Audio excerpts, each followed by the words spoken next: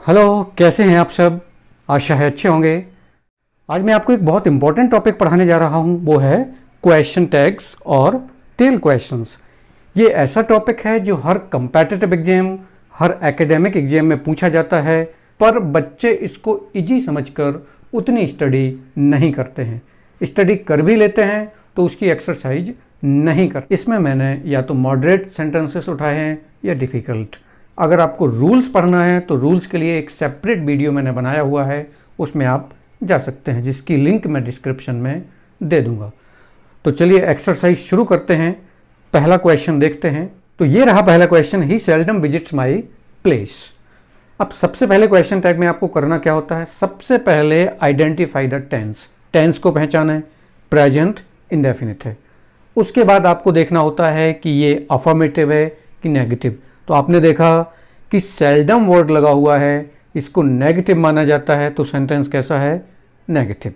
अब जब आपने देख लिया कि प्रेजेंट इंडेफिनिट है, नेगेटिव है, अब आपको उस टेंस के, जिस टेंस में ये सेंटेंस दिया रहता है, हेल्पिंग वर्ब याद करना है।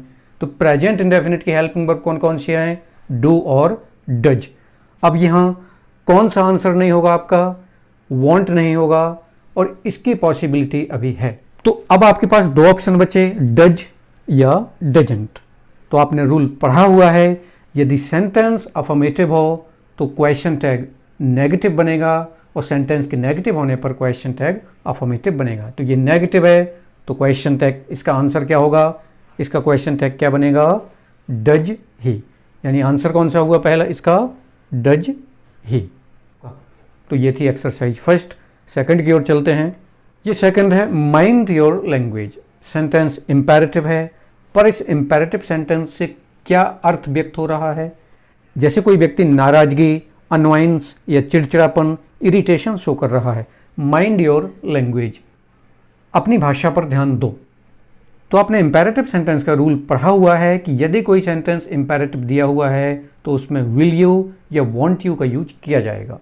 तो आपको यहाँ ये भी बात याद रखना है कि यदि कोई सेंटेंस इरिटेशन, अनवाइंस, चिड़चिड़ापन या नाराजगी व्यक्त करे तो उसमें हमें विल यू के स्थान पर कैंट यू का यूज करना होता है।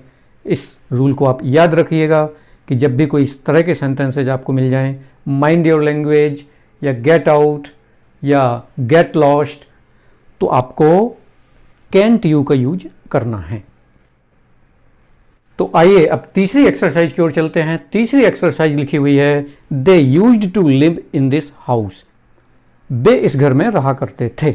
अब ऑप्शन दिए हुए हैं, usedn't they, didn't they, both A and B, D number none of these. तो इसका आंसर कौन सा होगा, बोथ ए एंड वी। आपने रूल पढ़ा हुआ है, यदि किसी सेंटेंस में यूज्ड टू दिया हुआ हो तो क्वेश्चन टैग में या तो आप यूजंट लिख सकते हैं या डिडंट भी लिख सकते हैं। तो अब ये एक्सरसाइज 4 दी हुई है, यहाँ लिखा हुआ है, आई एम योर वेल विशर। मैं आपका शुभ चिंतक हूँ। तो कौन सा आंसर होगा इसमें से, amn't I, am I, are I. Fourth number option है नन ऑफ दीज। तो आंसर कौन सा होगा इसका, नन ऑफ दीज। क्यों, आपने इसका रूल पढ़ा हुआ है आई एम का। यदि किसी सेंटेंस में आई एम दिया हुआ हो और वो सेंटेंस अफर्मेटिव हो तो उसका क्वेश्चन टैग आरंट आई होता है, जो यहाँ पर एक भी नहीं है।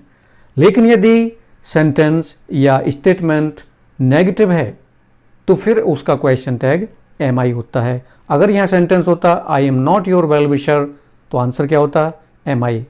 अब इसका आंसर कौन सा है, नन ऑफ दीज। तो इसका आंसर कौन सा बनेगा, aren't I. I am your well wisher, aren't I. चलिए next exercise, fifth number, do respect your parents. अपने पेरेंट्स का सम्मान जरूर करें, अवश्य करें। जब किसी मेन वर्ब के पहले डू का यूज कर दिया जाता है तो वह एम्फेटिक सेंटेंस बन जाता है। इसका मतलब हो गया अपने पेरेंट्स का सम्मान अवश्य करें। तो इस सेंटेंस का आंसर क्या बनेगा, इसका आंसर बनेगा विल यू। चलिए next 6 number exercise, it appears that it will rain. ऐसा लगता है कि बारिश होगी। अब आपने देखा कि इसमें एक सेंटेंस दिया हुआ है इट अपीयर्स और दूसरा दिया गया है इट विल रेन। तो जब भी आपको it appears, it seems, I think, I hope इस तरह की फ्रेजेस दी गई हों तो उन फ्रेजेस को कभी क्वेश्चन टैग में कन्वर्ट नहीं किया जाता है, बल्कि उसके बाद आने वाला जो क्लॉज होता है उसका क्वेश्चन टैग बनता है। ये ध्यान रखिएगा, ये मैंने उस रूल्स की वीडियो में डिटेल में एक्सप्लेन किया हुआ है। तो it appears, doesn't it, won't it, isn't it, none of these. Question tag बनेगा इट विल रेन, तो आंसर क्या होगा? Want it. डजंट नहीं होगा, इजंट भी नहीं होगा और नन ऑफ दीज तो होगा ही नहीं। ये 6 नंबर। Next exercise that is 7th question है, I don't think she hates you, मुझे नहीं लगता है वह आपसे घृणा करती है। अब फिर वही रूल है, अगर ये फ्रेजेस दी हुई हों it appears, it seems, I believe, तो फिर इन फ्रेजेज के अनुसार नहीं बनाते हैं, उसके पीछे आने वाले क्लॉज के अनुसार बनता है। पर यहाँ ध्यान रखना है, यहाँ इंपॉर्टेंट चीज़ बताने वाला हूँ मैं आपको, यदि ये फ्रेजेज नेगेटिव हो जाएं तो फिर क्वेश्चन टैग अफर्मेटिव बनता है, फिर नेगेटिव नहीं बनेगा। पर इस पर्टिकुलर क्लॉज को नेगेटिव माना जाएगा, अफर्मेटिव नहीं। ऐसा नहीं बनेगा डजंट शी, क्या बनेगा? Does she. अगर ये फ्रेजेज नेगेटिव हों तो पूरे सेंटेंस को नेगेटिव मान लिया जाएगा और क्वेश्चन टैग अफर्मेटिव बनाया जाएगा, इसमें याद रखिएगा। Next question number 8, Sudhir speaks to me respectfully. तो ये प्रेजेंट इंडेफिनिट टेंस दिया हुआ है, प्रेजेंट इंडेफिनिट की हेल्पिंग वर्ब डू या डज होती है। अब इसमें आपको सुधीर के अनुसार यूज करना है, तो आपने रूल पढ़ा हुआ है कि क्वेश्चन टैग का सब्जेक्ट प्रोनाउन होता है, नाउन नहीं। सुधीर नाउन है तो ए और सी ऑप्शन में सुधीर दिया हुआ है, यानी ये 2 ऑप्शन नहीं होंगे। कौन सा ऑप्शन होगा? या तो ये या ये। तो सेंटेंस अफर्मेटिव है तो क्वेश्चन टैग नेगेटिव, डजंट ही। यहां तक क्लियर हो गया। 9th नंबर दिया हुआ है, you know that she is your fiancée, आप जानते हैं कि वह आपकी मंगेतर है। फियांसी मीन्स मंगेतर। तो ये आपने रूल पढ़ा हुआ है कि यदि किसी स्टेटमेंट में यू नो दैट लिखा हुआ हो, यू नो दैट फ्रेज लिखी हुई हो, तो उसका क्वेश्चन टैग डोंट यू बनता है और कोई दूसरा नहीं।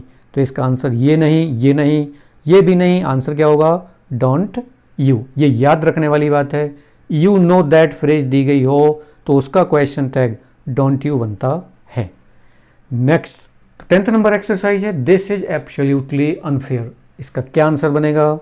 4 ऑप्शंस दिए गए हैं, is this, isn't this, is it, isn't it. तो रूल क्या है? तो आंसर कौन सा होगा इसका?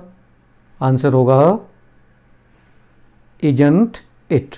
तो ये 11 नंबर एक्सरसाइज है, यहां लिखा हुआ है लेट रोहन स्लीप, इसका आंसर कौन सा बनेगा? Will you. लेट का रूल क्या पढ़ा आपने? यदि लेट के बाद अस लगा हुआ हो तो क्वेश्चन टैग बनता है शैल बी। इसके अलावा लेट के बाद कुछ भी लगा हो, let me, him, them, Rohan, तो आपको उसका क्वेश्चन टैग बनाना है विल यू। नेक्स्ट एक्सरसाइज, तो 12 नंबर लिखा हुआ है one should do once duty one self, इसका आंसर कौन सा होगा?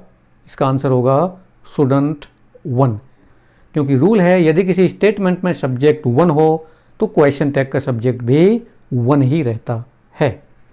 नेक्स्ट 30 नंबर है, this sweeper is a kind hearted person, तो ये सिंपल सेंटेंस लिखा हुआ है, इसका आंसर क्या बनेगा?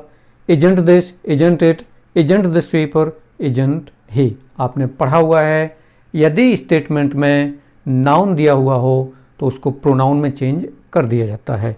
तो फिर इजंट दिस नहीं होगा, इजंट इट नहीं होगा, इजंट दिस स्वीपर नहीं होगा क्योंकि फिर से नाउन है, तो क्या बनेगा? Isn't he. नेक्स्ट एक्सरसाइज, तो exercise number 14, few Indians like him, उसको कुछ ही भारतीय पसंद करते। कौन सा tense? Present indefinite. Present indefinite tense की हेल्पिंग वर्ब्स डू और डज। अब ये प्लूरल है, सिंगुलर, तो ये प्लूरल है तो हेल्पिंग वर्ब क्या यूज की जाएगी? डू।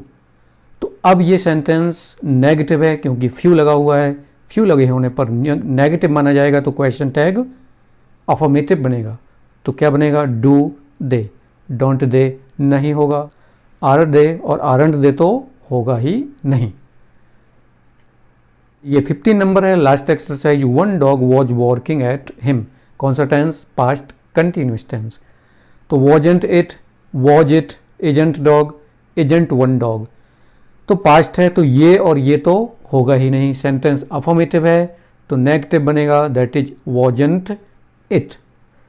तो इस तरह से आपने ये क्वेश्चन टैग्स की बहुत इंपॉर्टेंट एक्सरसाइज की। मुझे आशा है आपको समझ में आई होगी। अगर आपको समझ आई है तो वीडियो को लाइक करें, सब्सक्राइब करें। अगले वीडियो में फिर इसी तरह का कोई टॉपिक लेकर मैं आऊँगा। तब तक के लिए जय हिंद।